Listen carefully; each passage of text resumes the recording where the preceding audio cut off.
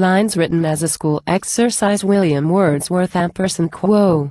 And has the sun his flaming chariot driven 200 times around the ring of heaven, since science first, with all her sacred train, beneath yon roof began her heavenly reign.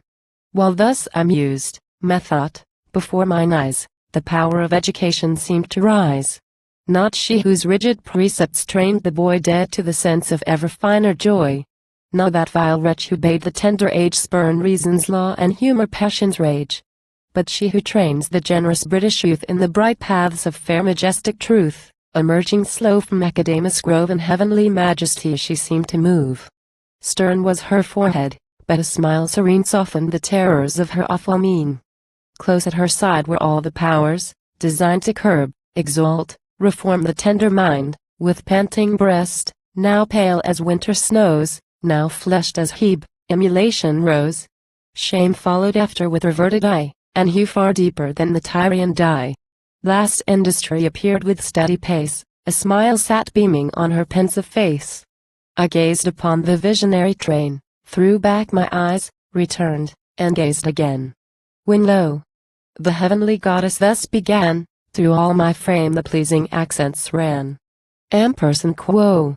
When superstition left the golden light and fled indignant to the shades of night.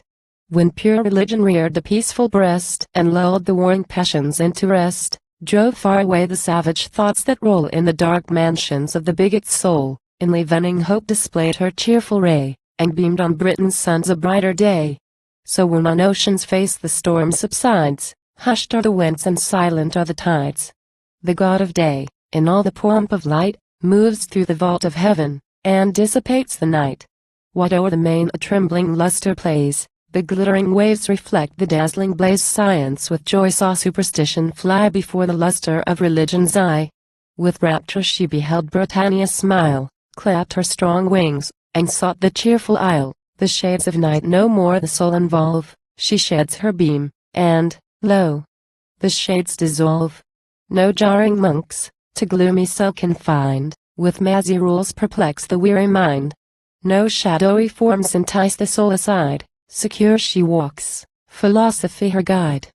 Britain, who long her warriors had adored, and deemed all merits entered in the sword. Britain, who thought to stain the field was fame, now honored Edward's less than Bacon's name. Her sons no more enlisted fields advance to ride the ring, or toss the beamy lance. No longer steel their indurated hearts to the mild influence of the finer arts. Quick to the secret grotto they retire to court majestic truth, or wake the golden lyre. By generous emulation taught to rise, the seats of learning brave the distant skies. Then noble Sandys, inspired with great design, reared Hawkshead's happy roof, and called it mine. There have I loved to show the tender age the golden precepts of the classic page. To lead the mind to those Elysian plains where, throned in gold, immortal science reigns. Fair to the view is sacred truth displayed, in all the majesty of light arrayed, to teach, on rapid wings, the curious soul to roam from heaven to heaven, from pole to pole, from thence to search the mystic cause of things and follow nature to her secret springs. Nor less to guide the fluctuating youth firm in the sacred paths of moral truth, to regulate the mind's disordered frame, and quench the passions kindling into flame. The glimmering fires of virtue to enlarge, and purge from vices draws my tender charge. Oft have I said, the paths of fame pursue, and all that virtue dictates, dare to do. Go to the world, peruse the book of man, and learn from thence thy own defects to scan. Severely honest, break no plighted trust, but coldly rest not here, be more than just. Join to the rigors of the sires of Rome the gentler manners of the private dome. When virtue weeps an agony of woe, teach from the heart the tender tear to flow.